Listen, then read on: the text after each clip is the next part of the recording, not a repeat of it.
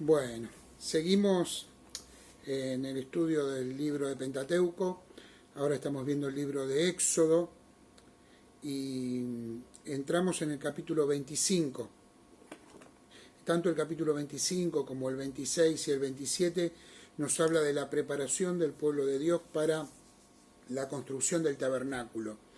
Y acá en el capítulo 25 comenzaría lo que sería la ofrenda para el tabernáculo. Todo lo que tenían que dar las tribus de Israel para que el tabernáculo se pueda construir.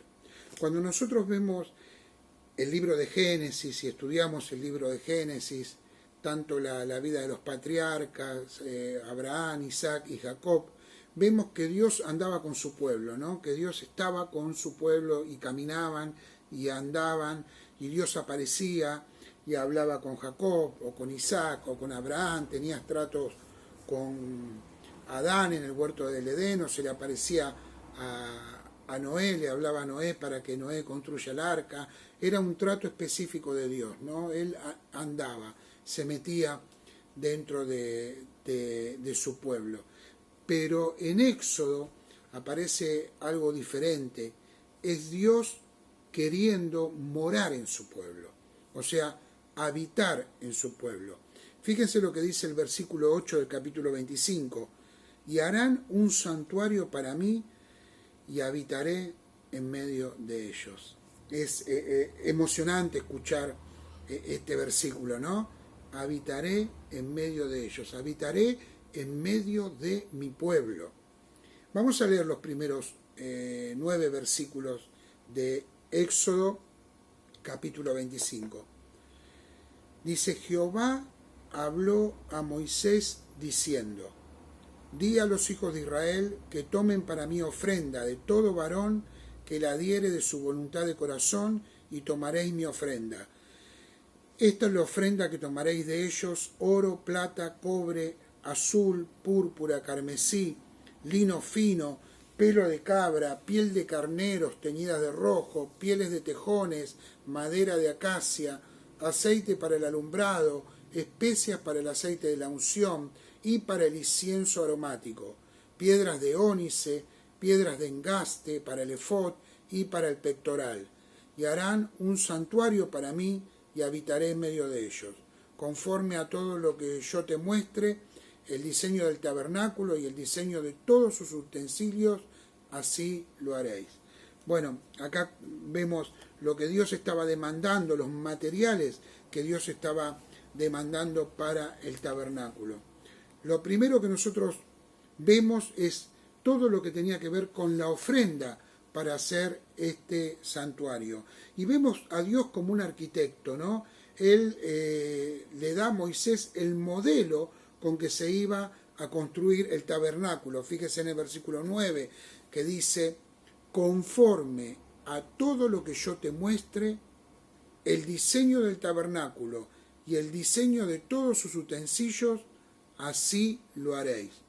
Dios le mostró a Moisés cómo debía ser el diseño del tabernáculo y de las herramientas que se iban a utilizar en el tabernáculo y los materiales con los cuales se iba a hacer. Esta ofrenda se hacía una sola vez y debía ser para toda la construcción del tabernáculo, y sobre todo, hermanos, debía darse de corazón, debía darse con un corazón dispuesto. Dice en el versículo 2, de todo varón que la diere de su voluntad y de corazón, ¿no? No era nada obligado, sino que tenía que salir del corazón del varón, en este caso el sacerdote del hogar, el padre de familia. Fíjense que acá se mencionan 14 clases, si podemos ir contándolas, son 14 clases de materiales y 14 clases diferentes de materiales, desde piedras preciosas, oro, hasta lanas de varios colores, pieles diferentes. Y es interesante que cuando Pablo definió la iglesia local, ahí en 1 Corintios capítulo 3, versículo 10, habla de oro, platas y piedras preciosas, ¿no? Cómo debía edificarse la iglesia.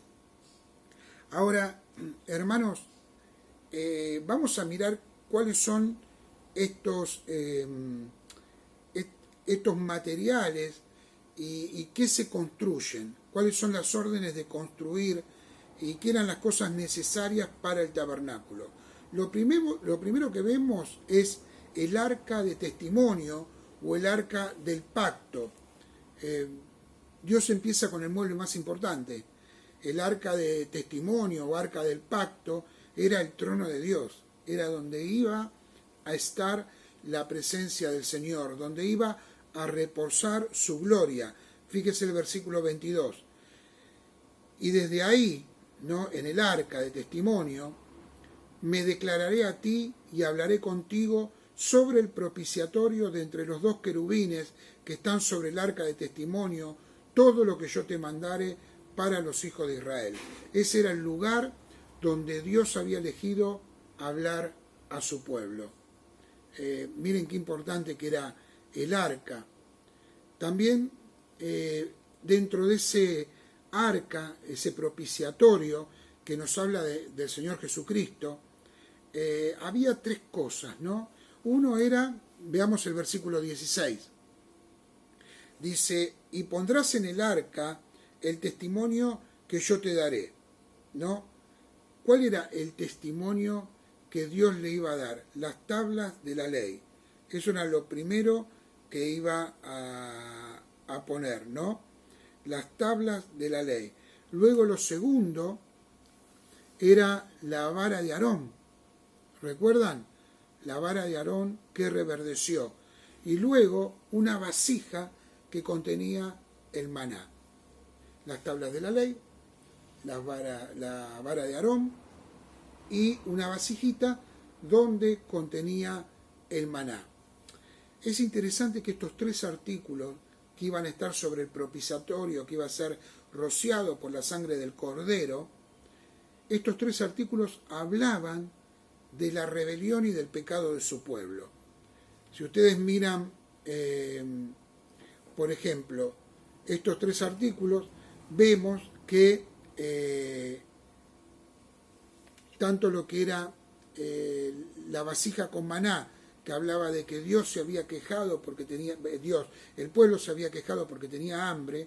Después vemos las tablas de la ley, que el pueblo confeccionó un becerro de oro cuando la tabla de la ley fueron dadas, y la vara de Aarón, que nos habla de la rebelión que dirigió Coré. Estos tres artículos traían juicio sobre Israel. Hablaban de un juicio y de pecado sobre Israel. Sobre eso se rociaba la sangre del cordero en el día de la expiación. Si leemos Levítico, vamos a leerlo, 16:14 nos explica muy bien esto. Levítico capítulo 16, versículo 14. Dice, y tomará luego de la sangre del becerro y la rociará con su dedo hacia el propiciatorio. Tomaba la sangre con el dedo y la tiraba así, ¿no? Hacia el propiciatorio, al lado oriental. Hacia el propiciatorio esparcirá con su dedo 7 veces de aquella sangre. O sea, la sangre del cordero, simbolizando la sangre de Cristo, que cubría los pecados del pueblo de Israel. También es interesante, ¿no?, que a veces nosotros decimos que estamos bajo las alas del Señor, ¿no? Y a veces se habla de que es como la gallina que cuida a los pollitos. En realidad, cuando el pueblo de Dios hablaba de las alas, hablaba de los querubines que estaban en el arca del propiciatorio, y significaba que morábamos en la presencia del Señor y cubiertos por la comunión del Señor. De eso habla cuando estamos bajo sus alas. Quiere decir que estábamos bajo la presencia del Señor. Nosotros hoy estamos bajo las alas del Señor, como el pueblo de Dios estaba bajo las alas de esos querubines que estaban en el arca. Lo segundo que aparece en este capítulo de Éxodo 25 es la mesa de los panes de la proposición. La mesa del pan de la proposición. Leemos: harás asimismo una mesa de madera de acacia, su longitud será de 2 codos y de 1 codo de su anchura, era muy chiquita. La cubrirás de oro puro y le harás una cornisa de oro alrededor. Le harás también una moldura alrededor de su palmo, menor de anchura, y harás la moldura una cornisa de oro alrededor. Y le harás 4 anillos. Esto era todo porque se trasladaba. Esos anillos eran para poner unas barras para poder trasladarlo. Y fíjense que acá aparecerían algunas cosas interesantes, ¿no? Se hacían las varas de madera de acacia y se cubrían, ¿no? De oro, y con ellas eran llevadas las mesas. Y se pondrá sobre la mesa el pan de la proposición delante de él continuamente. Cuando se quería representar las 12 tribus de Israel en el tabernáculo, se representaba de 3 maneras. Primero, estaban los nombres escritos en las 12 piedras grabadas en el hombro del sumo sacerdote, en el hombro del traje del sumo sacerdote. Eso lo podemos ver en Éxodo capítulo 28, versículos 6 al 14. Luego también estaban 12 piedras en el pectoral del sumo sacerdote, y ahí estaban grabadas los nombres de las 12 tribus. Pero también representaban las 12 tribus los 12 panes de la proposición. ¿Qué quería decir esto? Esto era un recordatorio, hermanos, de que Dios estaba proveyendo para su pueblo y que Él estaba siempre al lado de su pueblo. Y era un recordatorio de que Dios alimentaba a su pueblo. Estos panes se cambiaban todas las semanas y solo los sacerdotes podían comer de él. Y por último, acá en este capítulo 25, vemos un tercer elemento, que es el candelero de oro. Este candelero era una luz que era alimentada por aceite, ¿no? Había un aceite especial que alimentaba el candelero y simbolizaba las iglesias del Señor, las iglesias que serían del Señor. Estos candeleros estaban representados por candeleros de oro, que eran individuales, y simbolizaban la luz que estas iglesias daban para Jesucristo. Mostrar a Cristo al mundo, ser la luz del mundo. Y el aceite para las lámparas es símbolo del Espíritu Santo. Todo tiene que ver. El tabernáculo nos muestra a Jesucristo.